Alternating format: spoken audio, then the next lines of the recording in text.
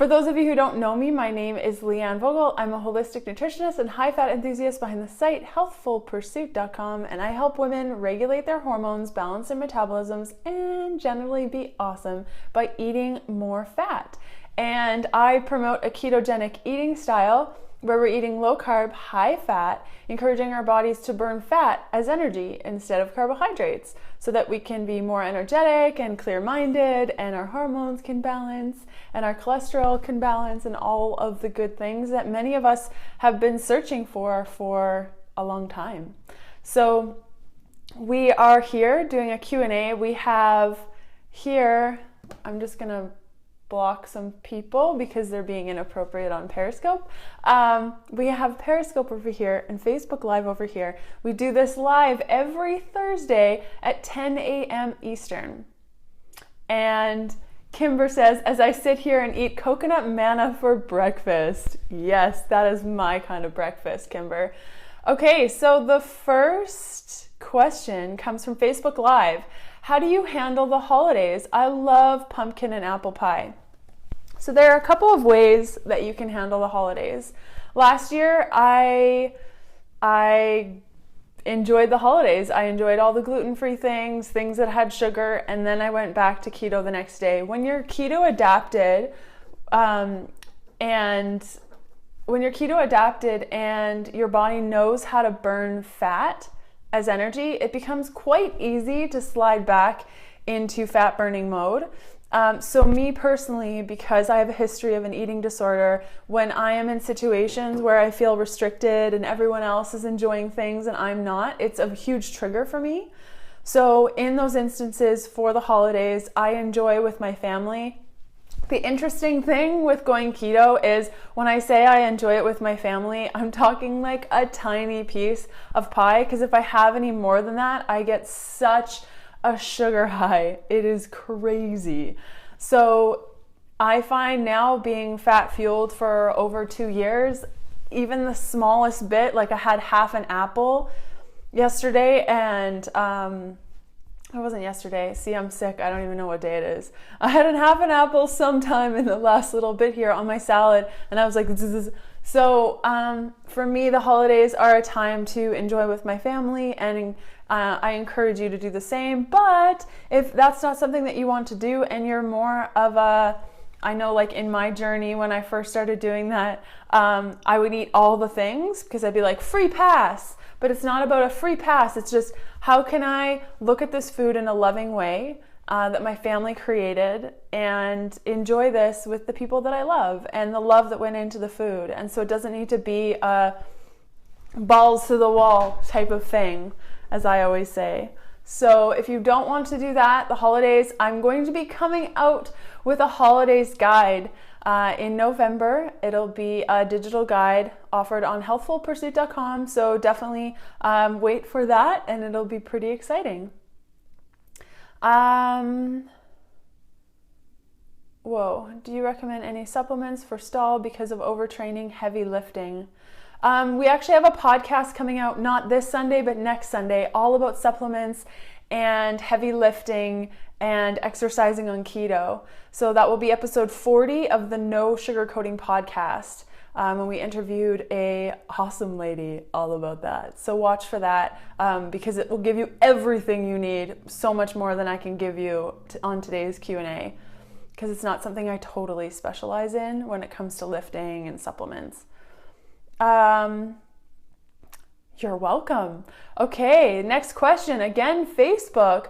I've been off keto for a couple of months and need to get back on. Is it better to eat bacon and egg breakfast or drink a smoothie with protein supplements? I really enjoy smoothies in the morning, but not sure this is the best approach to getting back into fat burning. Okay.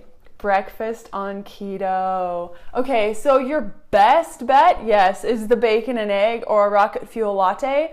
I'll include, if you're watching this on the replay on Facebook or on YouTube, I'll include a link up here to my rocket fuel latte.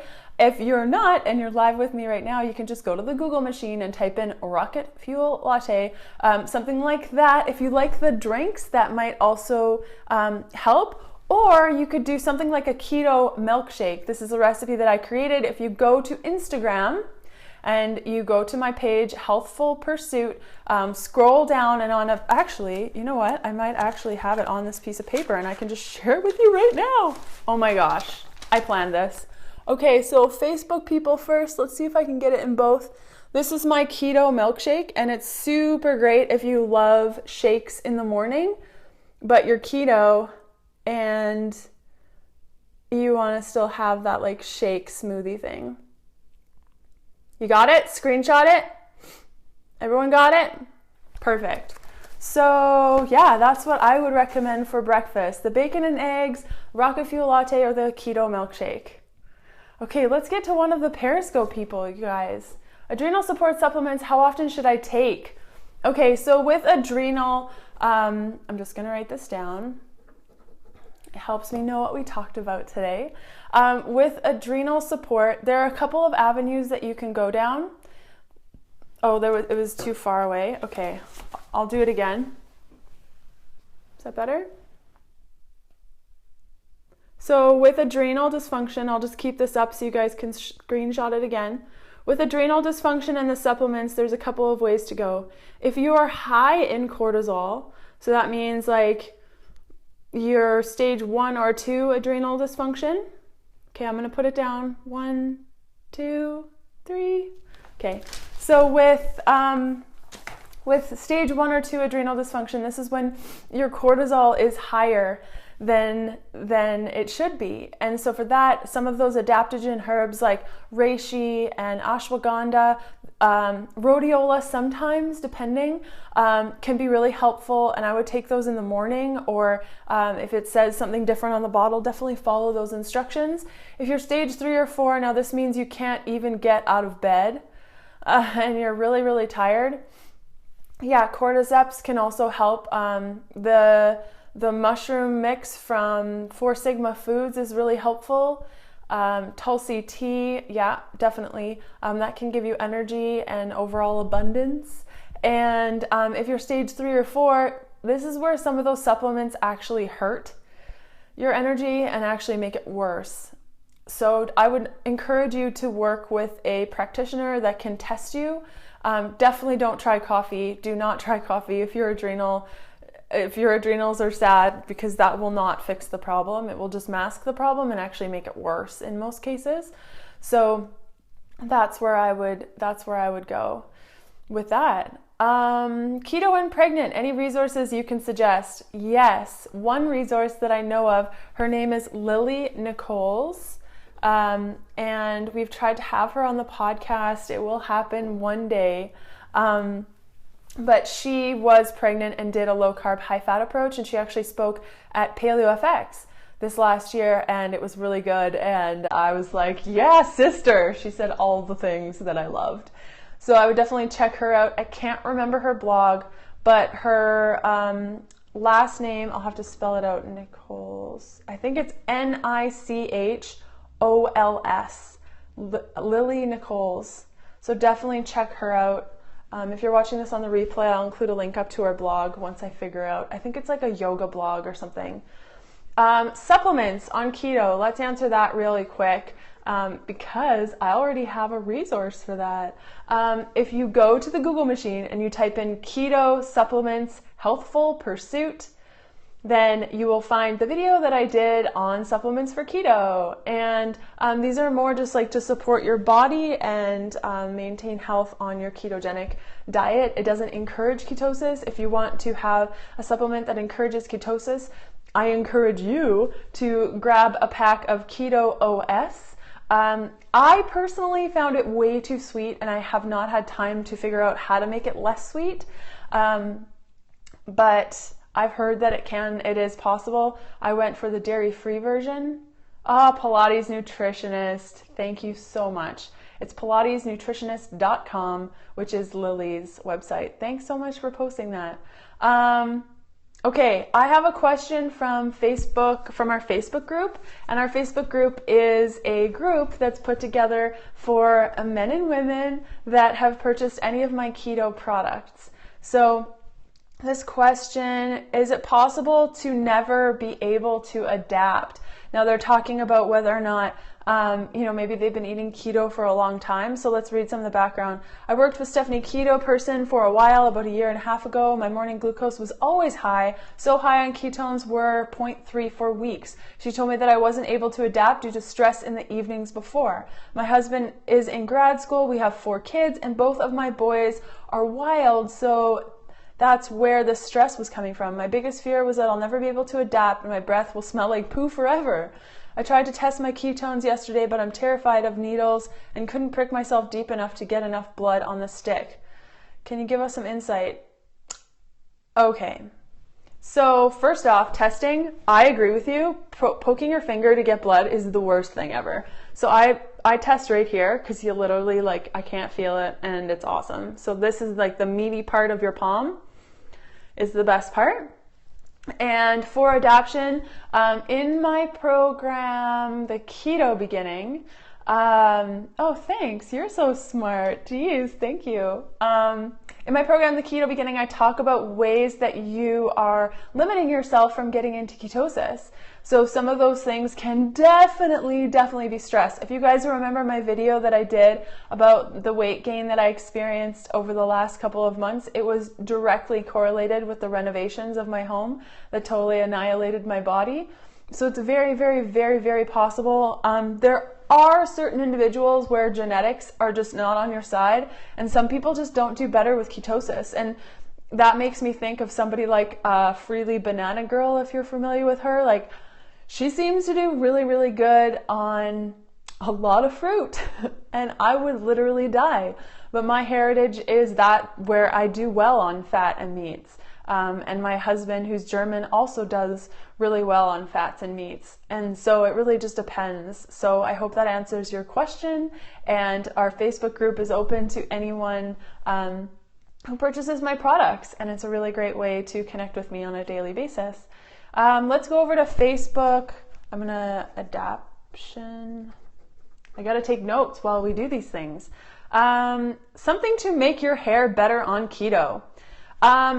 Your hair should be pretty darn good on keto. If it's not, then it can be a thyroid imbalance. Now, there's a couple of approaches to this, and it really just depends on how you want to take things. The first definitely is having more fat.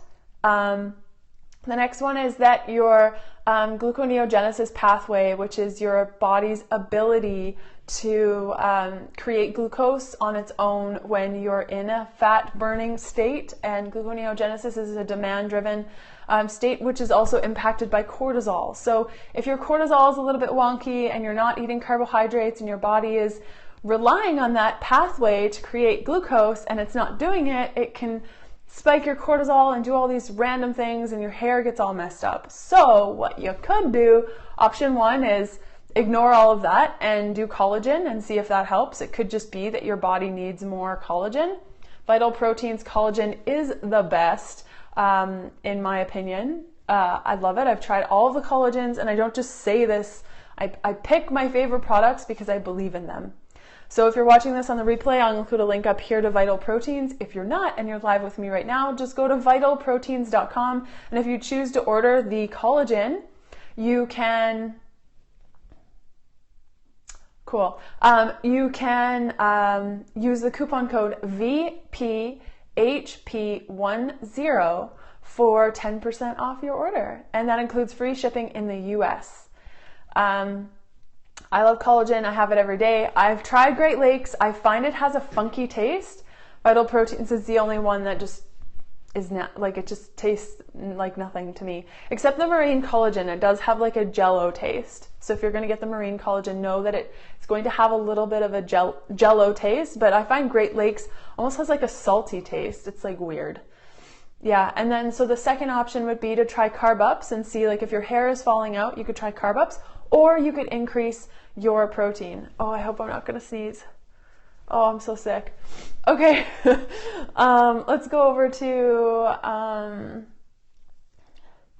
what veggies are good. Let's talk about the vegetables on Periscope. Low carb veggies. Okay, I'm going to think about what's in my fridge right now and what's in my garden. spinach, romaine, cucumber, zucchini, any of the like summer squashes are nice. Celery, broccoli, broccolini, tomato and onion I find are a little bit too high in carbohydrates to eat all the time. But as a treat, I do sometimes cook with tomato, but it makes my skin really bad, and I've been so stressed out, like this situation is happening. Yeah, lots of projects, too much work stress. It's a real thing. What else? Like literally anything green. Kale. What are your guys' favorites? Chilies. Yeah. I find the nightshades really get my skin, so I try to not. Yeah, tomatoes, nightshades, onion, FODMAP. Yeah, I'm sensitive to FODMAPs and nightshades, so I eat a lot of greens. Cauliflower. Oh my god, I can't believe I forgot cauliflower. What else? I think I actually have a list, if you guys bear with me for a second. Open. Food list. That's the good stuff. Okay. Artichoke hearts, asparagus, bell pepper, green ones, bok choy, broccoli, cabbage, capers, cauliflower, celery, chard, collards, cucumber, daikon, eggplant, endive, which is also called escarole, fennel, garlic, kohlrabi, lettuce, mushrooms, which technically aren't a vegetable, but like, let's pretend they are. Okra, radish, rhubarb, which is actually a vegetable, guys. It's not a fruit. Carrots are not a low-carb vegetable. Shallots, spinach, Swiss chard, turnips, and zucchini. So the highish carbs, like to eat sparingly, include artichokes. Yeah, so like the full artichoke instead of the heart. Beets, Brussels sprouts, buttercup squash, carrots, kale, onion, pumpkin, rutabaga, and spaghetti squash. So those are the ones that like you would make like a little side of. So those are all the low carb vegetables in my little list. Okay. Let's see. There's Facebook. Let's see. There's so many questions that I've already answered. Okay. How did I decide how much iodine and selenium to take for my thyroid? A doctor told me. Yeah, so my doctor told me how much to take, and I take quite a lot of iodine, and it's the grossest, it's the worst part of my day. It's so disgusting. I hate it. But yeah, a doctor told me how much to take. I would encourage you to work with a healthcare practitioner on that one. If you're not or you don't want to, I would start off with like 1 drop and see how you do. It's all about just feeling. If I find that I'm too high, like, you know, when your thyroid is too high, I find for myself, like, it starts to like hurt. My throat starts to hurt, and I'm really like, not anxious, but just jittery, like inside. And so that's how I went about the iodine, and the selenium, I just follow what it says on the package. Yeah, so one more question. Let's do it from Periscope people. Ask your questions and I'll grab one. All the questions, go, go, go. Oh, geez. While you're asking questions, I'm going to drink some water, okay?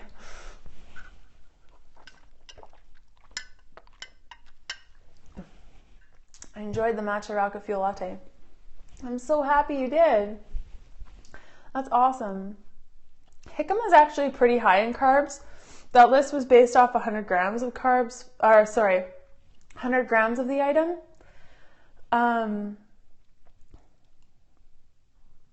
Is glucose 4.3 any indication of ketosis state? Not necessarily. They're not like tied together. You can have low glucose and not be in ketosis.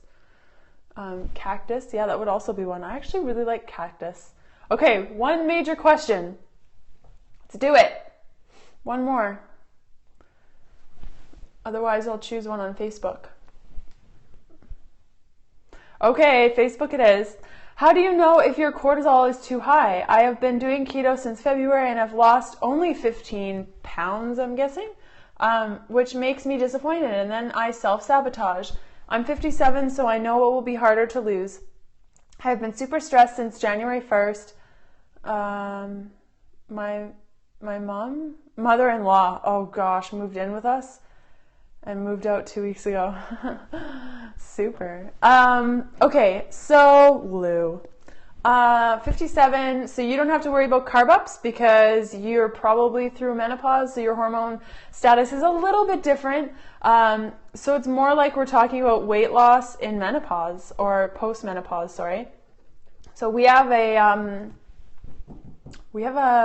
podcast going live this Sunday all about menopause and weight loss, so I encourage you to listen to it, the No Sugarcoating Podcast. You can go to healthfulpursuit.com/podcast to check that out on Sunday, which is the 4th, 5th, 6th, 7th. And check that out. But in the meantime, Lou, stress can be a huge factor. Like we talked about before, weight loss and stress, that's a huge issue. And 15 pounds is still quite a lot. February, March, April, May, June, July. That's like 2 pounds a month. So that's like 0.5 pounds a week. So if I am totally sick and did that math wrong, I'm sorry. But yeah, I'd say 0.5 pounds a week is actually pretty darn good. I used to work at a weight loss clinic, and that's kind of what we aimed for all the time, was like 0.5 pounds is like a healthy way to lose weight. So I would say that you're doing all the things right. And Lou, I would, you mentioned the self-sabotaging thing. I would really look at that. And it's something that I've definitely been working on myself personally for a really long time, in just being kind to my body and knowing that although I want my body to look a certain way, that doesn't necessarily mean that it affects how I live my life. Like, my body being the way that it is or is not doesn't affect the way that people see me or the way that people interact with me, and it shouldn't affect my value that I give the world. And I know for myself personally, if I am so consumed by how my body looks, then I'm not going to be able to create content for you guys because I'm going to be busy thinking about my body and how it should be different.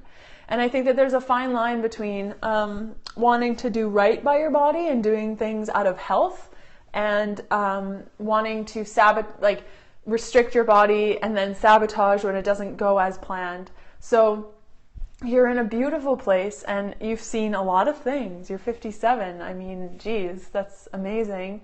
And really look at your life and see the people that love you. And I know that when I'm in that self-sabotaging state, it's really a matter of encouraging self-care and body love, and knowing that you are not your body, and your life experience doesn't need to be dictated by your body. And that's something I remind myself all the time. And I know your question was about weight loss, and it can totally happen. And I think now that the stressful situation is over, you'll feel a lot better in the, getting back to routine, not a lot of stress. Mother-in-law stress is a lot. I totally understand. So I would encourage you and all of you, any of those self-sabotaging behaviors, I've been there. I know this. It sucks. But it's really about taking time for yourself. And on the podcast, we talk a lot about self-care practice, and a self-care practice was so important to me. And it's something that I still struggle with. Like, I've been working on a project night and day and night, nonstop, party, and it's been super stressful, and it's showing up on my skin. Like, I have acne all right here, and it's nothing that I'm eating. My diet has been like really great, and I'm feeling good, I'm feeling well, but my body is displaying like, hey Leanne, you're a little bit stressed. Yeah, group hug, totally. Because I mean, it's unfortunate that we are living in this space where we are always driving to improve our bodies. So I encourage you to take some time today for a little bit of self-care, and I think we should just end there for today. I'm gonna go put on my pajamas, and I will see you guys on next Thursday at 10 a.m. Eastern, and I look forward to seeing you then. Okay, bye!